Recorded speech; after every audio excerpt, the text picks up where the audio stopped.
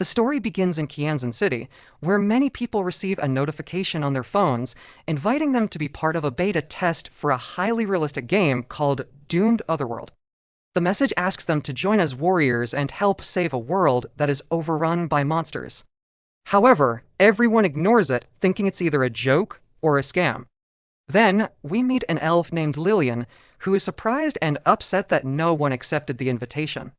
The main character, Gu Bing, explains to her that he expected people to ignore the message without even reading it, but he tells her not to worry because he has another plan to get more people involved. We then see a flashback of how Gu Bing met Lillian and what they are doing together. Gu Bing shares his backstory. He used to be a student at Kianzan University.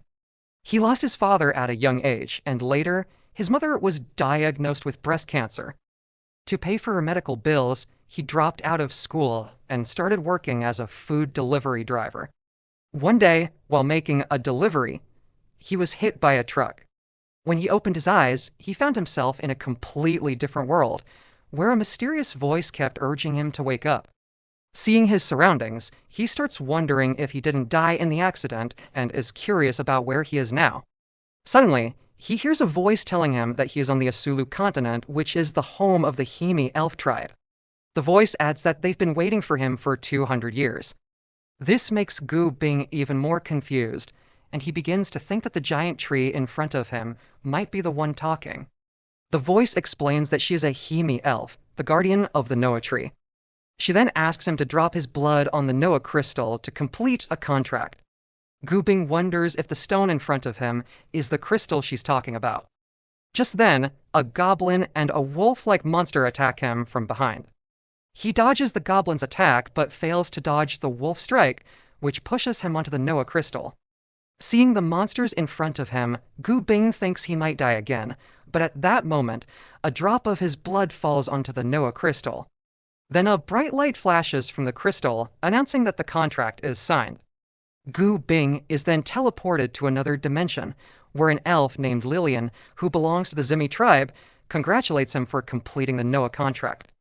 She gives him a mission to recruit 2 heroes from his world, and in return, he will receive 50 arc energy points. Then she gives Gu Bing an outfit as a welcome gift for their new leader, mentioning that it also has some defensive power. Gu Bing is shocked as the rewards Lillian mentioned have become real. He then asks if she was the one talking to him earlier. Lillian says no, explaining that she's an elf from the Zamai tribe, while the voice he heard was from a Himi elf who is guardian of the Noah tree and crystal. She goes on to explain that their story started 500 years ago when Emperor Malong led an army of monsters that swept across the entire Asulu continent. And heroes with special abilities united to fight against Malong and his army. However, after many defeats, the heroes were on the verge of extinction. So to protect the remaining heroes, the Zamai elves sacrificed themselves to cast the Arc spell and sealed the dying heroes and important resources inside the Noah crystal. Now, the heroes sealed in the crystal are waiting for a leader to form a contract. Since Gu Bing has signed the contract, Lillian urges him to lead the heroes and fight against Emperor Malong to reclaim the Asulu continent, which has been overrun by monsters. Hearing all this, Gu Bing is shocked and asks Lillian what about him, as he could die trying to defeat Malong. Lillian tells him that Emperor Malong possesses a special treasure called the Malong Crystal, which can grant any wish, and if he can defeat Malong, he can make any wish, and it will become true. Thinking of his sick mother, Gu Bing wonders if the crystal can really grant his wish. He decides to trust Lillian for now and figure out how to survive in this world, so he asks her what he should do next. Lillian tells him that his current task is to recruit heroes. Back in the present, 2 people have joined the game through the notification, and Lillian realizes that Gu Bing was right that they only need to invite people they can trust. She congratulates him for successfully recruiting 2 heroes and rewards him with 50 arc energy points. Lillian then tells him that he now has enough arc energy to exchange for high-level items and asks him to step into the magic circle to claim his rewards. He follows her instructions and starts the process. After a moment, he receives a rusty giant iron sword, a magic map, and 2 pieces of bread. Seeing the sword, Gu Bing feels relieved, knowing that at least now he has a weapon in this world, even though the sword seems a bit weak. Then Lillian congratulates him for improving his abilities and informs him that his next mission is to gather 1,000 pieces of wood, which will earn him 100 arc energy points. Gu Bing is shocked to hear this, and then he returns to the real world, where he sees that a barrier is holding back the goblin and wolf monster. He starts wondering what is happening, and then Lillian explains that after signing the Noah contract, the Noah tree temporarily creates a protective barrier to prevent monster invasions, but it will disappear in a month. She also tells him that he can check the exact range of the protection circle on the magic map. Gu Bing looks at the map and sees that the protected area is large enough for him to gather wood without being attacked by monsters. However, he spots a village named Pelican right at the edge of the protection circle, which makes him curious. So he decides to visit it tomorrow to see if he can trade for tools or supplies. Afterward, Gu Bing takes out the bread from his pocket, but hesitates to eat it, thinking it might have gone bad since it's been sealed for a long time. But Lillian assures him that time is frozen inside the Noah crystal, so everything remains fresh. Hearing this, Gu Bing eats the bread and finds it tasty, but he knows he needs to find another source of food soon, or he will starve in this world. The next morning, he gathers some items from around the Noah tree and heads straight to the village to trade them for food and tools. Meanwhile, in the forest, a woman named Anna is running and screaming for help as she is being chased by a goblin.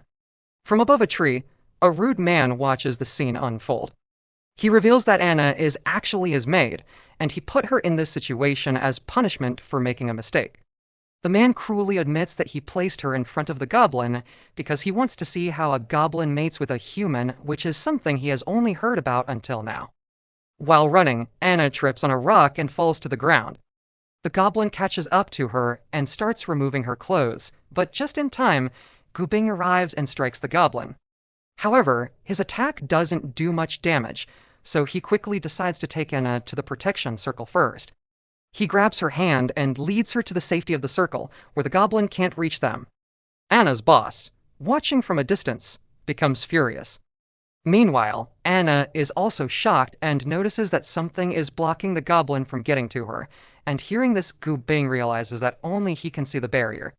Then Anna thanks him for saving her, and he asks her why she's in such a dangerous place alone. She replies she doesn't remember exactly what happened and informs him that she's a maid for the Stark family and recalls that yesterday she accidentally broke some crockery. However, her master didn't blame her and instead, he invited her to have dinner with him. After that, she doesn't remember anything and wakes up in the forest. Hearing this, Gu Bing realizes that Anna's master must be a really bad guy. Anna pleads with Gu Bing to help her escape, promising to do whatever he asks in return.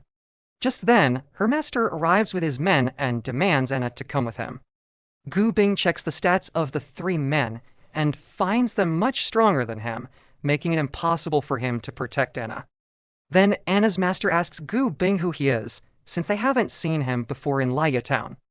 Gu Bing replies that he came from the Zamai ruins nearby and is heading to Pelican Town to trade goods. However, Anna's master becomes suspicious and briefly wonders if Gu Bing could be a hero, but dismisses the idea as it is impossible. After that, they take Anna with them. Seeing her face, Gu Bing apologizes to her and promises that he will find a way to save her. Just then, a new Noah's quest appears, instructing him to save Anna, with a reward of 50 arc energy points. This video ends here. Thanks for watching. Don't leave without subscribing, as further parts of this manhwa will be published soon. Also, you can watch more amazing manhwa recaps on our channel.